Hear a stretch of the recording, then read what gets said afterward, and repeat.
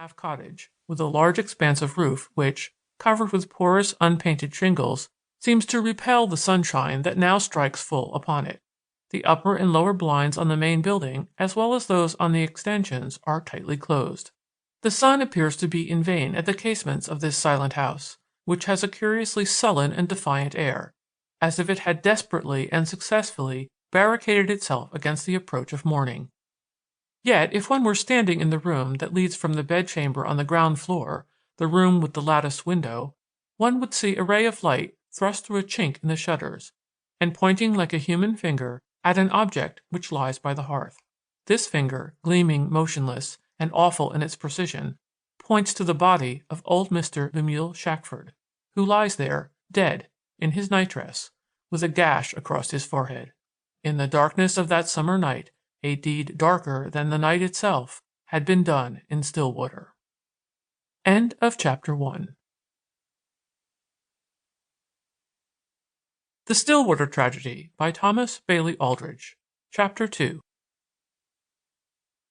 That morning, when Michael Hennessy's girl Mary, a girl 16 years old, carried the can of milk to the rear door of the silent house, she was nearly a quarter of an hour later than usual, and looked forward to being soundly rated.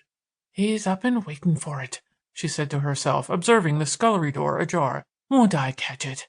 It's him for growling and snapping at a body, and it's me for always being before or behind time. Bad luck to me. There's no pleasing him."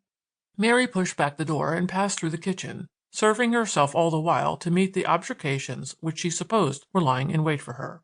The sunshine was blinding without, but sifted through the green jalousies it made a gray, crepuscular light within. As the girl approached the table, on which a plate with a knife and fork had been laid for breakfast, she noticed, somewhat indistinctly at first, a thin red line running obliquely across the floor from the direction of the sitting-room and ending near the stove, where it had formed a small pool. Mary stopped short, scarcely conscious why, and peered instinctively into the adjoining apartment. Then, with a smothered cry, she let fall the milk can, and a dozen white rivulets, in strange contrast to that one dark red line which first startled her, went meandering over the kitchen floor. With her eyes riveted upon some object in the next room, the girl retreated backward, slowly and heavily dragging one foot after the other, until she reached the gallery door. Then she turned swiftly and plunged into the street. 20 minutes later, every man, woman, and child in Stillwater knew that Mr. Shackford had been murdered.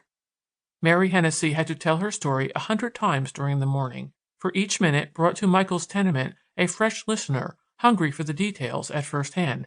"How was it, Molly? Tell a body, dear." "Don't be asking me," cried Molly, pressing her palms to her eyes as if to shut out the sight, but taking all the while a secret creepy satisfaction in living the scene over again.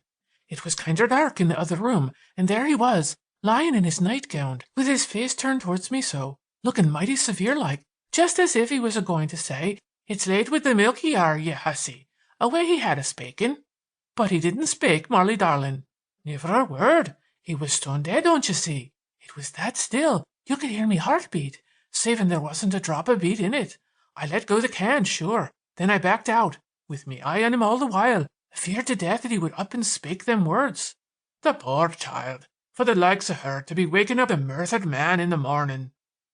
There was little or no work done that day in Stillwater outside the mills, and they were not running full-handed.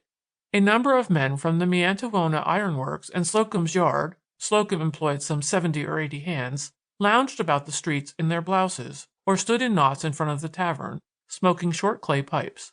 Not an urchin put in an appearance at the small red brick building on the turnpike.